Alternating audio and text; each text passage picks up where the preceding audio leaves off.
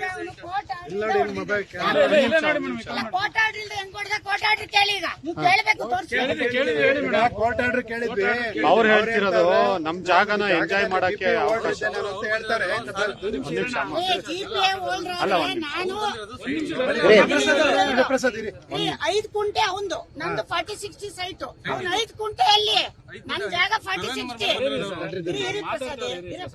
5 ಕುಂಟೆ ಜಾಗ ಅಂದ್ರೆ ಗೊತ್ತಲ್ರಿ ನಿಮ್ಗೆ ಎಷ್ಟಿರುತ್ರಿ. ಈಗ ಅವ್ನ ಎಲ್ಲೋದ ಕರೀರಿ ಈಗ ಆಗ್ಬೇಕೀಗ ನಂಗೆ ಕ್ಲಿಯರ್ ಆಗ್ಬಿಡ್ಬೇಕು ಇವತ್ತು. ಏನ್ ದಿನ ಬರೋದು ರೌಡಿಸಮ್ ಮಾಡದ ಅವ್ರ ಅಂತಂದ್ರೆಲ್ಲ ಬರೋದು. ನೆನೆ ನಮ್ಮ ಹುಡ್ಗನ್ ಜೊತೆ ಜಗಳಕ್ ಬಂದವ್ರಿ ಇಲ್ಲಿ ಹುಡ್ಗನ್ ಜೊತೆ ಒಂದ್ ದಿನ ಇದೆ ಕತ್ತೇನೆ ಯಶೋರ್ ಮೇಲೆ ಒತ್ತಿಸಿದಾರೆ ಎಲ್ಲ. ನಾನ್ ಜಿಪಿ ಓಡ್ರು ಹಾಗಾಗಿ ಇಲ್ಲಿ ಬಂದಿದ್ದೆ ಅಂತ ಹೇಳ್ತಾವ್ರೆ. 6 ವರ್ಷ ಯಾಕೆ ಬರ್ಲಿಲ್ಲ 6 ವರ್ಷ ಯಾಕೆ ಬರ್ಲಿಲ್ಲ 6 ವರ್ಷ ನಾನ್ ತಗೊಂಡ್ ತೋರಿಸ್ತೀನಿ. ನಾನ್ ಗೌರ್ಮೆಂಟಿಗೆ ಟ್ಯಾಕ್ಸ್ ಕಟ್ತಾ ಇದ್ದೀನಿ ಯಾಕೆ ಬಂದಿಲ್ಲ 6 ವರ್ಷ ಹೇಳಿ. ನಮ್ಮ ಎಲ್ಲ ದಾಖಲೆಗಳು ನಮ್ಮ ಹತ್ರ ಇದೆ ನಾವು ಕೋರ್ಟ್ಗೆ ಕೊಡ್ತೀವಿ ಅಂತಾರೆ ಅವರು. ಕೋರ್ಟ್ ಆರ್ಡರ್ ಅಲ್ಲಿ ನನ್ ಸೈಟ್ ಮೇಲೆ ಕೋರ್ಟ್ ಆರ್ಡರ್ ತೋರ್ಸಕ್ ಹೇಳಿ. ಸೈಟ್ ಮೇಲೆ ತೋರ್ಸಕ್ ಹೇಳಿ ಇನ್ನೇನು ಬೇಡ. ನಾನು ಈಗ ಇಲ್ಲಿಂದ ಹೋಯ್ತೀನಿ ಸೈಟ್ ಮೇಲೆ ಕೋರ್ಟ್ ಆರ್ಡರ್ ತೋರ್ಸಿ. ಅಂದ್ರೆ ಅವ್ರು ಸೈಟ್ ಮೇಲೆ ಕೊಟ್ಟಿಲ್ಲ ಯಾವ್ದೋ ತಗ ಬಂದಿರೋದು. ನಿಮ್ ಸರ್ವೆ ನಂಬರ್ ಮೇಲೆ ತಗೊಂಡಿಲ್ಲ. ನಮ್ ಸರ್ವೆ ನಂಬರ್ ಅಲ್ಲ ಈ ಉದ್ದೇಶ. ನಾನು ತಿಳ್ಕೊಳಕ್ ನಾನು CID ಅಲ್ಲ. ಅವನಿಗೆ ಬಿಟ್ಟಿಬೇಕು. ಅವ್ನು ಎಲ್ಲಾರ್ದು ಇದೇ ಮಾಡೋದಂತ ಇಲ್ಲಿ PDO ನಟರಾಜ್ ಅಂತ ಒಬ್ಬ ಇವ್ರ ಹಿಂದೆ ಇದ್ದಾನೆ. ಅವ್ನು ಕ್ರಿಯೇಟ್ ಮಾಡಿ ಕೊಡೋದು ಇದೆಲ್ಲ. ನಾನು ಅದರ ಮಾಹಿತಿ ತೆಗ್ದಿದ್ದೀನಿ ಕೊಡ್ತೀನಿ ಸರ್ಕಾರ ಕೊಡ್ತೀನಿ.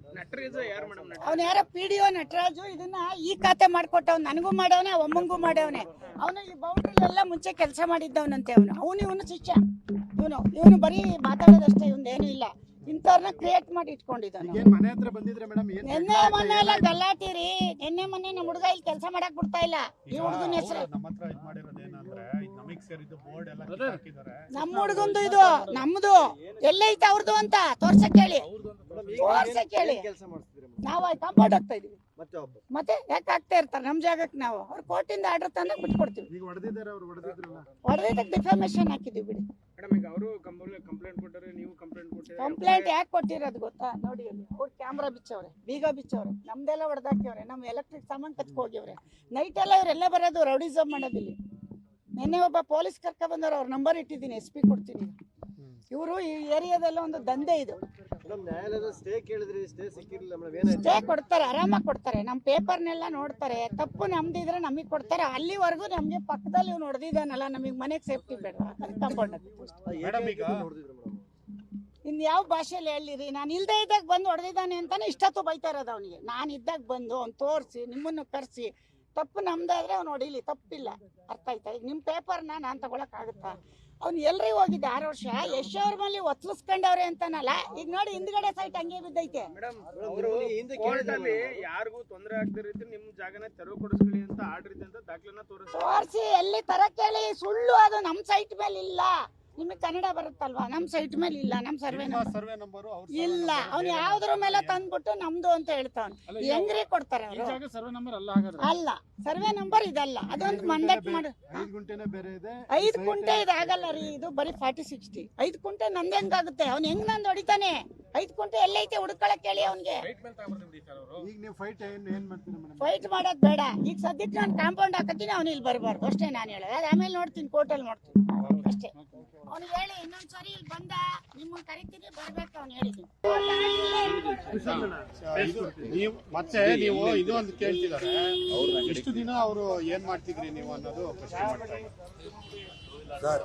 ಈಗ ಇಷ್ಟೊತ್ತು ನೀವು ನಾವು ವಾದಗಳನ್ನ ಮಾಡಿದ್ದನ್ನ ತಾವೆಲ್ಲರೂ ಗಮನಿಸಿದ್ದೀರಿ. 65 ನಿಮಿಷದಿಂದ ಏನ್ ದಾಖಲೆ ಎಲ್ಲಾ ದಾಖಲೆಗಳು ನಮ್ಮಲ್ಲೇ ಇದೆ.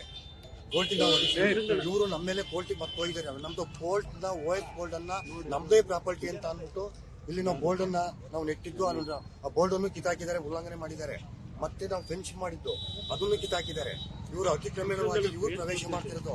ನಾವಿಲ್ಲಿ ಪ್ರವೇಶ ವಿತೌಟ್ ಕೋರ್ಟ್ ಆರ್ಡರ್ ನೀವು ಬಂದು ಡೆಮಾಲಿಷ್ ಮಾಡಿದ್ದೀರಾ ಅಂತ ತಾಯಿ ಆರೋಪ ಮಾಡ್ತಾರೆ. ಅದ್ರ ಬಗ್ಗೆ ನಿಮ್ ಪ್ರತಿಕ್ರಿಯೆ ಹೇಳಿ. ನಮ್ದು ಪ್ರಾಪರ್ಟಿ ನಮ್ದು ಅಂತ ಕೋರ್ಟ್ ಆದೇಶ ಕೊಟ್ಟು ಆದ್ಮೇಲೆ ನಮ್ಮ ಜಾಗನ ನಾವು ಕ್ಲೇಮ್ ಮಾಡಿದ್ವಿ.